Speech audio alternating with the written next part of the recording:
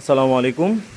আদর্শ মৎস্য হাঁসের পক্ষ থেকে সবাইকে জানাই আন্তরিক শুভেচ্ছা অভিনন্দন। প্রিয় খামারি ভাইরা, এখানে আমাদের হাউজে যে মাছের পোনাগুলো আপনাদেরকে দেখাচ্ছি, এটি হলো আপনার যে শোল মাছগুলো আছে, এই শোল মাছের পোনা। আপনারা অনেকেই শোল মাছের পোনা চাষ করতে চান ট্যাঙ্কে। আপনারা ট্যাঙ্কে যদি মাছ চাষ করতে চান তাহলে আপনার শোল মাছের পোনাগুলো চাষ করতে পারেন। এখন আপনাদেরকে যে বিষয়টি আপনাদেরকে দেখানোর জন্য আমি মূলত ভিডিওতে আসি। তো এখানে মূলত আপনার কিছু কার্প মাছ, আপনার কার্প জাতীয় মাছের রেণু আমরা রেখে দিয়েছি। তো এই রেণুগুলোকে আমরা দেখেন বাটিতে নিব, তো বেশি পরিমাণে তুলি। তো এই দেখেন এখানে কিছু রেণু আমরা বাটিতে উঠাইছি। হ্যাঁ, তো এই রেণুগুলো মূলত আমরা দেখেন কি করি।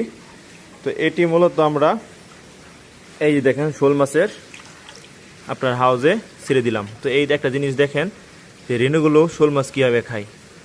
আপনারা অনেকে হয়তো শোল মাছের সাথে আপনার মিশ্রভাবে মাছ চাষ করতে চান, আপনার অন্য শোল মাছের সাথে আপনারা ছোটো ছোটো মাছ চাষ করতে চান। আপনারা এই ভুল কখনো করবেন না।